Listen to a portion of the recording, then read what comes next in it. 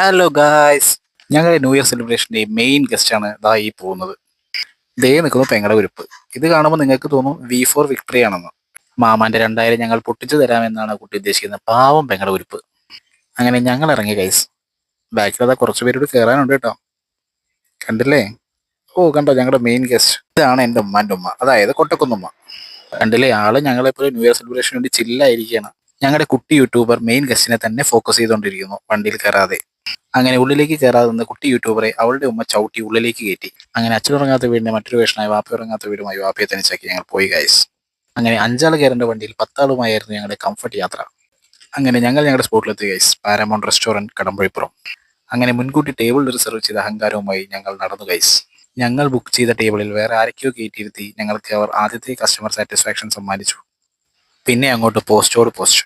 കണ്ടില്ലേ, ഞങ്ങളുടെ കുഞ്ഞു യൂട്യൂബർ വരെ മനസ്സിലാക്കി യൂട്യൂബിനേക്കാൾ വലുത് വിശപ്പാണെന്ന്. അങ്ങനെ ടേബിളിനായുള്ള കാത്തിരിപ്പ് കഴിഞ്ഞ് ഞങ്ങൾ ഫുഡിനായുള്ള കാത്തിരിപ്പിലേക്ക് എത്തി.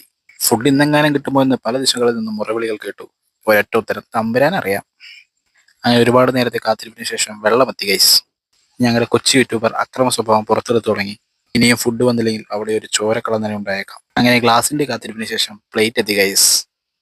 അങ്ങനെ ഫുഡ് മാത്രം വന്നില്ല, ഞങ്ങൾ കാത്തിരുന്നു. അങ്ങനെ മണിക്കൂറുകളുടെ കാത്തിരിപ്പിന് ശേഷം ഒടുവിൽ സാലഡും എത്തി. ഒടുവിൽ ഞങ്ങൾ ഇറങ്ങി പോകേണ്ട വക്കിലെത്തിയപ്പോൾ ഞങ്ങൾക്ക് ഞങ്ങളുടെ മന്തി കിട്ടി. ഫുഡ് എത്തിയപ്പോൾ ഞങ്ങൾ എല്ലാവരും കൈനീട്ടി നിൽക്കുന്നത് കണ്ട് അവർ ഞങ്ങളെ തെറ്റിദ്ധരിച്ചു പ്രതിജ്ഞ എടുക്കുകയാണെന്ന്. പക്ഷേ അത് പ്രതിജ്ഞയായിരുന്നില്ല, ടെസ്റ്റ് പീസിന് വേണ്ടിയുള്ള മത്സരമായിരുന്നു. അങ്ങനെ ഞങ്ങൾ ബില്ലും കൊടുത്ത് പാർസലും വാങ്ങി ഇറങ്ങി.